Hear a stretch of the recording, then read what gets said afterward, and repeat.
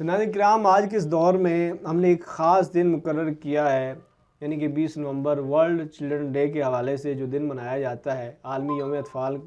और देखा जाए तो मगरब ने सिर्फ एक दिन ही मुकर्रर कर दिया। उनको 20वीं सदी के बाद याद आया कि बच्चों के हुकूक़ के लिए एक दिन बात करनी है। और का करीम सल्लल्लाहु अलैहि वसल्लम ने 1450 साल पहले बच्चों के हुकूक़ को वज़ा फरमा दिया। मर्द और औरत के लिए निकाह का पकीज़ा रिश्ता अता किया और औलाद की विलादत से पहले उसके हुकूक़ को वज़ा कर दिया। यानी कि एक मगरिब है जहाँ बच्चा अपने बाप के नाम को तरसता है, और ये मशरिक़ है जहाँ बच्चा अपने बाप के नाम से बसता है।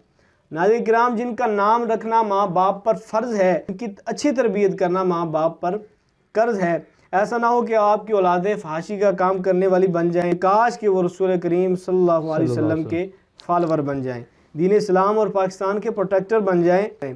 इश्क़ नबी, इश्क़ अहले बैत, इश्क़ सहाबा और इश्क़ औलिया जिनकी पहचान हो, जदीद साइंसी उलूम पर जिनको मुकम्मल कंट्रोल और कमांड हो, और जिनका ख्याल रोशन हो, मुहाफ़िज़ ख़त्म नबूवत और नामूस रिसालत का जज्बा इनका मुकम्मल तौर पर मिसाली हो। फिर मगरब की तरह कामयाबी पर वो जूते में शराब डालकर और शराब पीकर नहीं वो जश्न मनाएंगे, सर बुलंद होकर भी वो अल्लाह की बारगाह में अपने सर को झुकाएंगे। नाज़रीन किराम, अपने औलाद की तरबियत इन खतूत पर करें कि वो इस दुनिया में आपके लिए बायस इज़्ज़त बने, और जब आप इस दुनिया से चले जाएँ तो माशरे में भी इज़्ज़त का सामान बने। तो मेरा आखिरी सवाल अलामा साहब आपसे ये है कि वालिदैन का औलाद के लिए सबसे अजीम तोहफ़ा कौन सा है?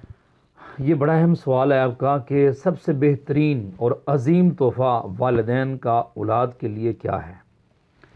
मेरे और आपके करीम आका रहीम आका सल्लल्लाहु तआला अलैहि वसल्लम ने इरशाद फरमाया, वालिदैन का औलाद के लिए सबसे अजीम तोहफ़ा उसकी अच्छी तरबियत है। सुभान अल्लाह, सुभान। उसकी क्या है? अच्छी तरबियत है।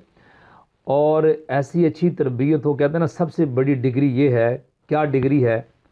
कि तुम्हारे अखलाक और किरदार की वजह से लोग आपके माँ बाप को दुआएं दें। सुभान अल्लाह, ये सबसे बड़ी डिग्री है। बेशक। आपके पास ज़ाहिरी तौर पे कोई डिग्री नहीं, आपने मैट्रिक नहीं किया, आपने मिडिल नहीं किया, आपने पीएचडी नहीं की है, ठीक है, आप बिल्कुल अनपढ़ हैं, सादा हैं, लेकिन आपका अखलाक, आपका किरदार ऐसा है कि लोग आपकी वजह से आपके माँ बाप को दुआएं दे रहे हैं। ऐसी औलाद बनानी चाहिए। उसमें बच्चे का किरदार नहीं होता, उसमें पीछे माँ बाप का किरदार होता है। बेशक।